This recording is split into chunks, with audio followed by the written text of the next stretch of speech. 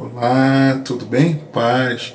Tenho a palavra de Deus para compartilhar com você nessa reflexão. Sou com base em textos da leitura de 17 de janeiro, cujos capítulos são Mateus 21 e Gênesis 28 e 29. Muita coisa eu teria para falar de Mateus 21, mas eu compartilhei bastante do que ardeu no meu coração nessa meditação, numa pregação de alguns anos atrás, e que eu recomendo que você assista depois. Vou deixar o link no comentário em destaque na descrição. Mas o que eu quero compartilhar contigo é Gênesis 28, dos versos 10 a 22, porque enxergo ali algo muito importante de nós entendermos de que agora o Senhor precisa ser o nosso Deus. Gênesis 28, 10 a 22. Acompanhe comigo. Diz assim a santa e poderosa palavra de Deus. Partiu, pois, Jacó de Berseba e foi a Harã, e chegou a um lugar onde passou a noite, porque já o sol era posto, e tomou uma das pedras daquele lugar, e a pôs por seu travesseiro, e deitou-se naquele lugar. E sonhou, e eis uma escada posta na terra, cujo topo tocava nos céus, e eis que os anjos de Deus subiam e desciam por ela. E eis que o Senhor estava em cima dela, e disse: Eu sou o Senhor, Deus de Abraão, teu pai, e o Deus de Isaque. Esta terra em que estás deitado, darei a ti e a tua descendência, e a tua descendência será como o pó da terra, e estender-se-á ao ocidente, ao oriente, ao norte, ao sul, e em ti e na tua descendência serão benditas todas as famílias da terra. E eis que estou contigo, e te guardarei por onde quer que fores, e te farei tornar a esta terra, porque não te deixarei até que haja cumprido o que te tenho falado. Acordando, pois, Jacó do seu sono, disse: Na verdade, o Senhor está neste lugar e eu não sabia. E temeu, e disse: Quão terrível é este lugar! Este não é outro lugar senão a casa de Deus, e esta é a porta dos céus. Então levantou-se Jacó pela manhã de madrugada, e tomou a pedra que tinha posto por seu travesseiro, e a pôs por coluna, e derramou azeite em cima dela. E chamou o nome daquele lugar Betel. O nome, porém, daquela cidade antes era Luz. E Jacó fez um voto, dizendo: Se Deus for comigo, e me guardar nesta viagem que faço, e me der pão para comer e vestes para vestir, e eu em paz tornar a casa de meu pai, o Senhor me será por Deus. E esta pedra que tenho posto por coluna será a casa de Deus, e de tudo quanto me deres, certamente te darei o dízimo.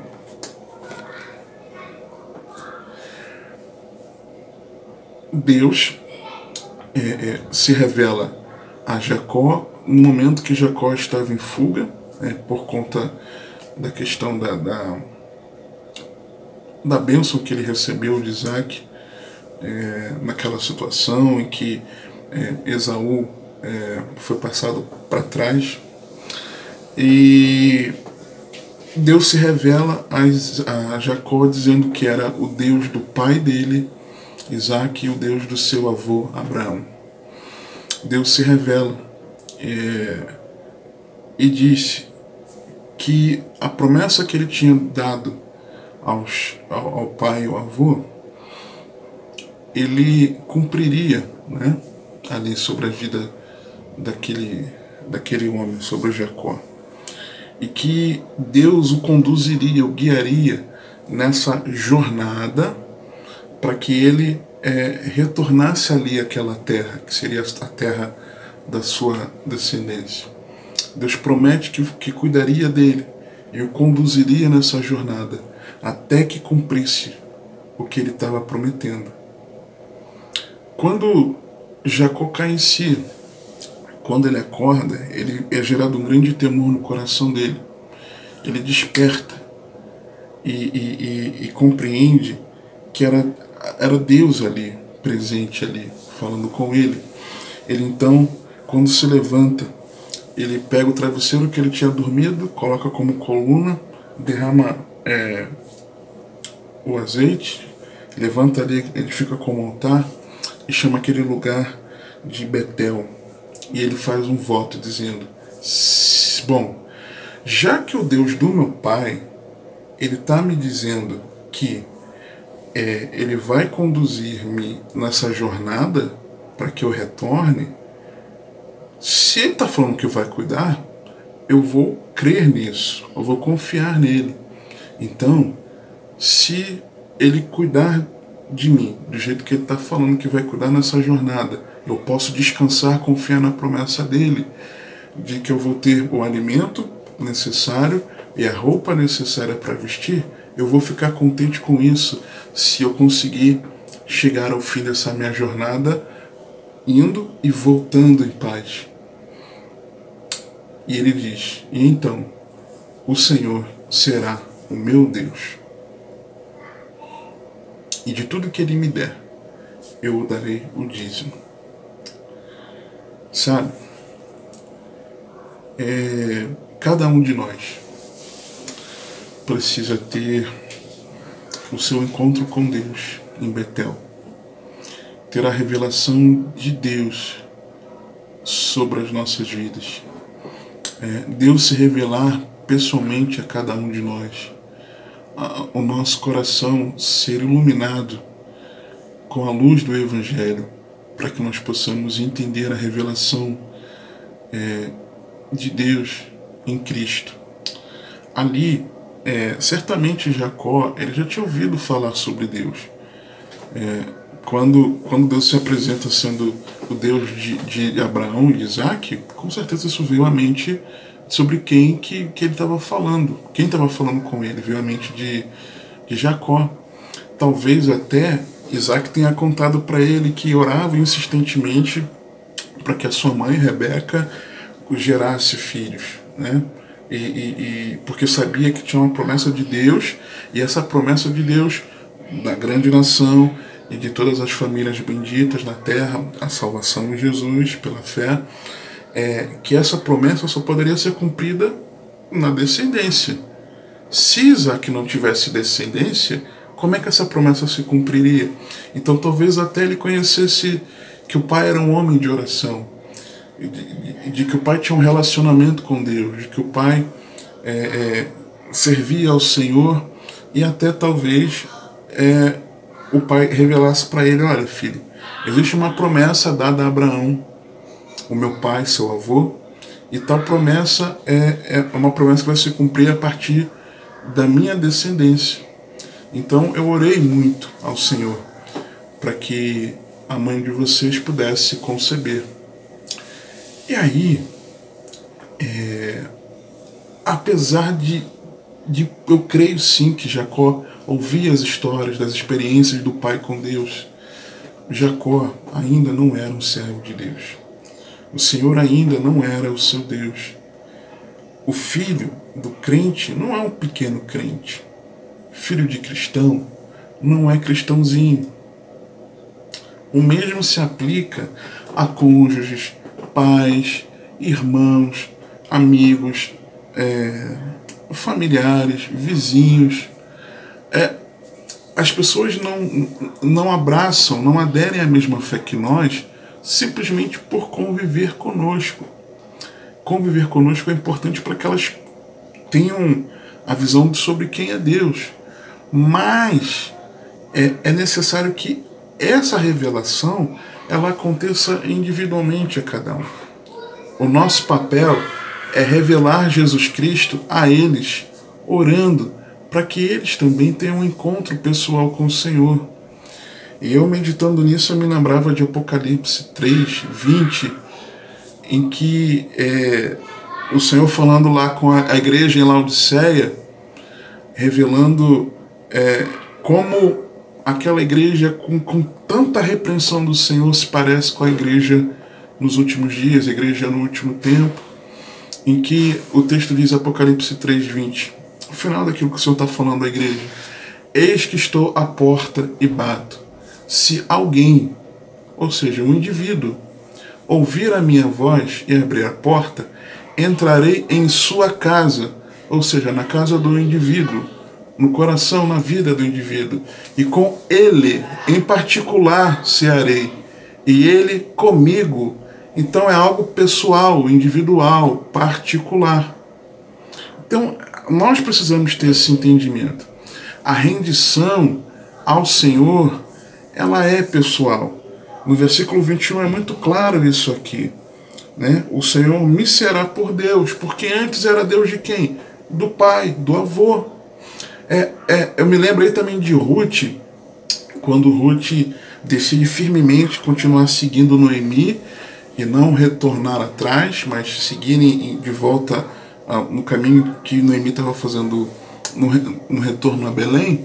Ela decide sair de Moabe e seguir a sua sogra, já com os maridos falecidos, diferente de Orfa, que com a insistência de Noemi voltou atrás. Ruth, ela perseverou e continuar com a sogra, e o texto nos revela o seguinte: disse, porém, Ruth 1, 16 e 17, disse, porém, Ruth, não me enches para que te abandone e deixe de seguir-te, porque aonde quer que tu fores, irei eu, e onde quer que pousares, ali pousarei eu. O teu povo é o meu povo, o teu Deus é o meu Deus. Onde quer que morreres, morrerei eu, e ali serei sepultada. Faça-me assim o Senhor, e outro tanto, se outra coisa que não seja a morte me separar de ti.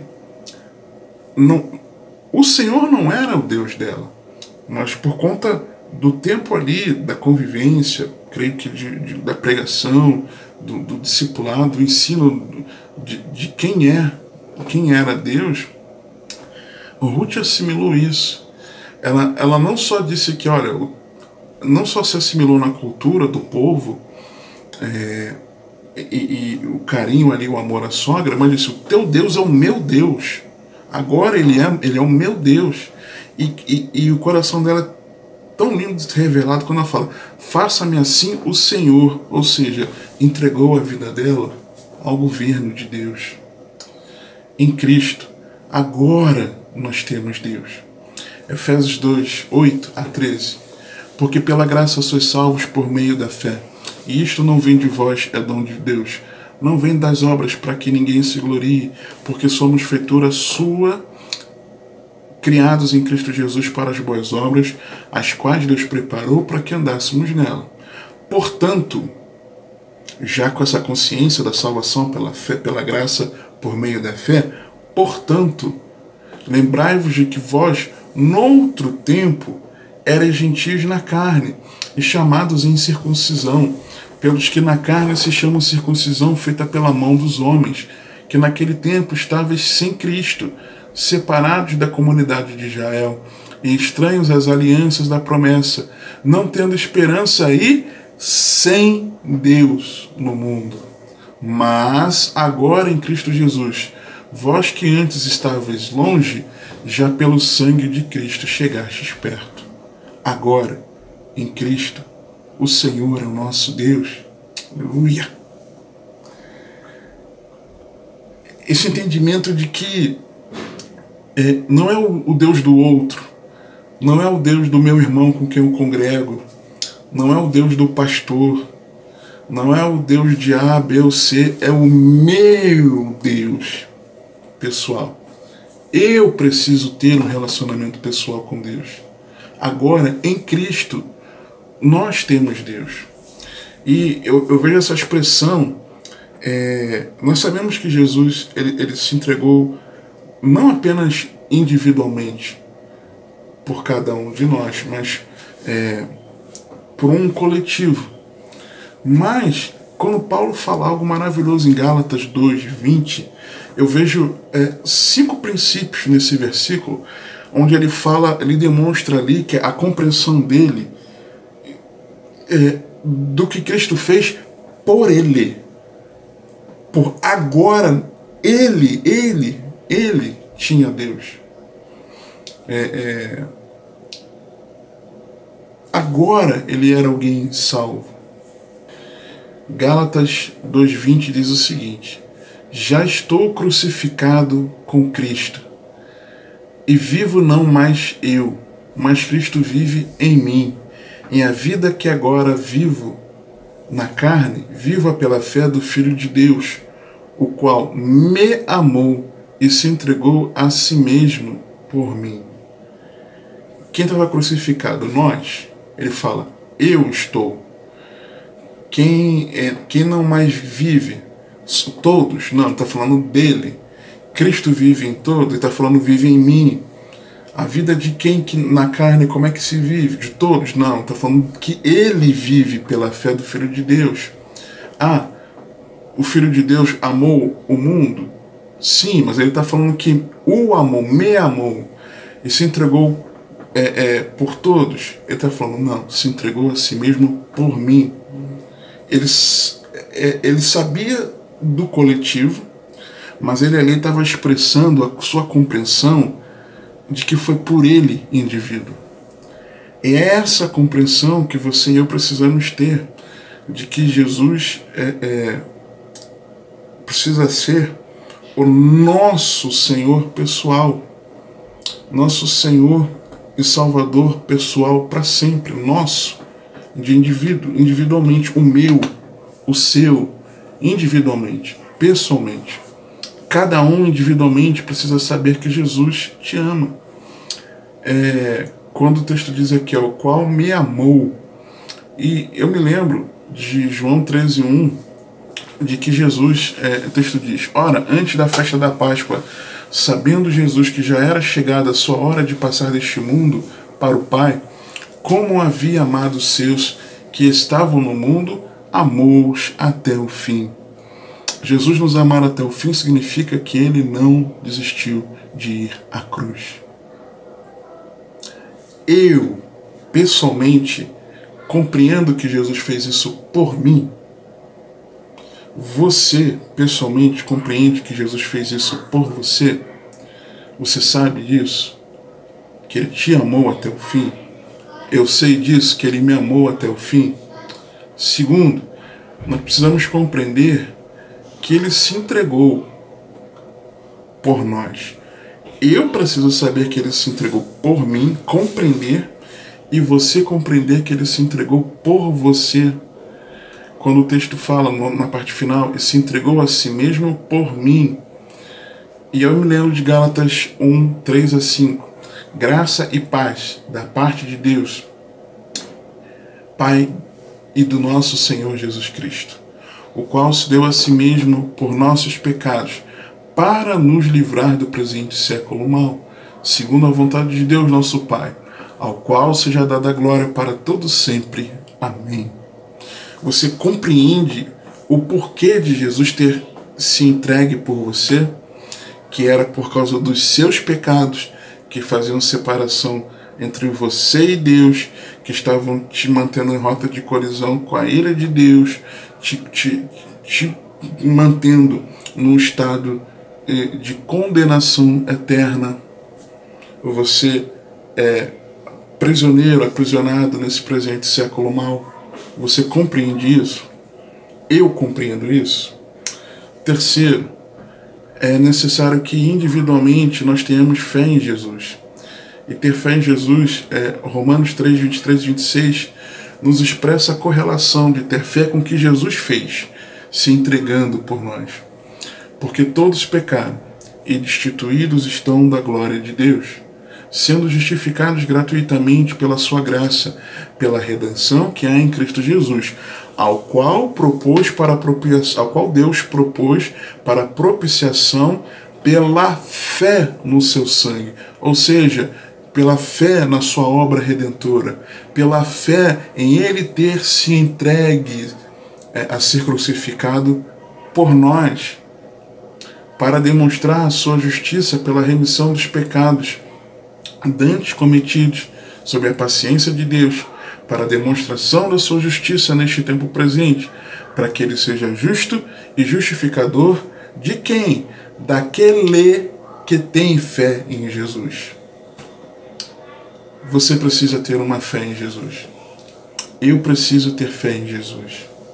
Quarto, é nós entendermos, o verso nos mostra aqui, o terceiro, né, que eu acabei de falar, no versículo 20 de Gálatas 2. E a vida que agora vivo na carne, viva pela fé do Filho de Deus. Né? Então precisamos ter fé em Jesus.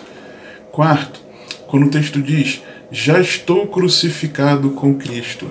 Mais do que, primeiro, saber do seu amor, compreender o porquê que ele se entregou por nós, ter fé, aplicar a nossa fé por conta disso, é necessário que, como consequência, nós crucifiquemos o velho homem. Você precisa crucificar o velho homem. Eu preciso crucificar o velho homem. Romanos 6,6, sabendo isto, que o nosso homem velho foi com ele crucificado, para que o corpo do pecado seja desfeito, para que não sirvamos mais ao pecado. Você precisa crucificar o velho homem. Para que o Senhor seja o seu Deus, você precisa crucificar o velho homem. Eu preciso crucificar o velho homem. Quinto e último, é necessário ser um verdadeiro discípulo de Cristo.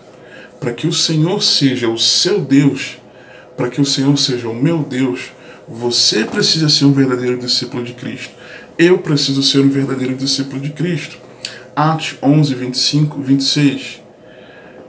E eu vejo essa verdade de ser um verdadeiro discípulo de Cristo em Gálatas 2, 20, quando ele diz, e vivo não mais eu, mas Cristo vive em mim. Então agora é Cristo. Então Atos 11, 25 e 26, o que nos diz o texto sagrado? E partiu Barnabé para Tarso a buscar Saulo, e achando-o, o conduziu para Antioquia. E sucedeu que todo um ano se reuniram naquela igreja e ensinaram muita gente.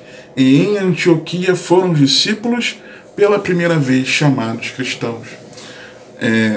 A igreja de Jerusalém fica sabendo que lá em Antioquia houve a evangelização, pessoas se renderam a Cristo, o número de crentes estava crescendo, eles enviam Barnabé, um homem cheio de fé, do Espírito Santo, alguém que ali foi uma bênção como pastor naquela igreja, e ele viu que era necessário ensinar a palavra, né?